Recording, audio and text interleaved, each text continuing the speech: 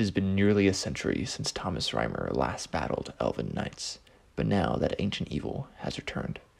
Thomas must now take on a new identity to fight both human and elven, that of Robin Hood. Hello and welcome to Liam's Lyceum. I'm your host Liam, aka Himvar, and I'll be doing a spoiler-free review of Gregory Frost's Reimer Hood. Reimer Hood is a 2024 novel by Gregory Frost in Book 2 in the Reimer Trilogy, following the release of Reimer, which is Book 1, from last year. From here on out, though, I'm just going to refer to this one as Hood, because the title Reimer Hood just doesn't really flow well at all. This is a proper continuation of Thomas the Rhymer from the 12th century, now going into the legend of Robin Hood in the mid-13th century. We start out in Sherwood, the famous forest of Nottinghamshire. Little John accompanies Hood, or, that guy, right? Robert Hood, kind of, is probably how you'd say it. With the highway robbery of a church prelate, things quickly turn bloody, dark, and magical. This welcomes us back to the horrifying Middle Ages with, elves, of course.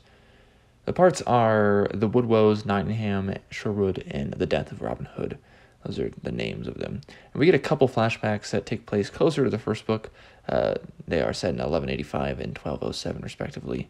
And these explore the aging of his wife, Janet, and his daughter, Morgan, contrasted with his own unaging experience. This is all stuff we know from the first book, right?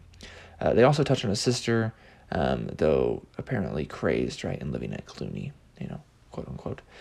Since they're largely out of the picture, we get a different cast, though, as the focus is largely on Thomas as it was before, though. Sir Richard Atlee is a knight-turned-outlaw that appears early on, and he's kind of a character we want to pay attention to. He's a veteran of the Children's Crusade and the Albigensian one. Then there is, of course, Little John, companion to Robin Hood. We get some of his point of view, third person, of course. Also the Waits, a sort of people that sound alarm when danger approaches, but also travel and perform music and story. They're a rather comical bunch, but they don't get a ton of attention either. After they're introduced. Isabella Birkin is a sort of boogeyman to start out. She's in charge of protecting Sherwood from brigands and scofflaws. Her and others in power, the sheriff, for instance, and the sheriffs, are probable targets for evag, possession, what, we call conveyances. So we don't know for sure, right, if she is good or bad. And her arc is actually one of the more interesting ones. At times the story is chilling, and other times heartbreaking and even triumphant. It does have sexual content that it's in the rape assault vein like the first book, so be warned, though I'd say there's a little less here this time around. I was also very pleased with the twist. I thought the story might be more of the same as the first. While it has lots of the good stuff from the first, it also shakes things up in cool ways. Though I feared for Thomas less in this one and missed some of the more terrifying moments from the first, we do need to fear for the more mundane folk, as they're not as, capable as Thomas is. But I didn't become attached to them, these other characters, as much as I would have liked, and as much as I did to the ones in Book 1. For some reason, I don't know if it's Frost just doesn't work it as well, or there's just less time spent doing it.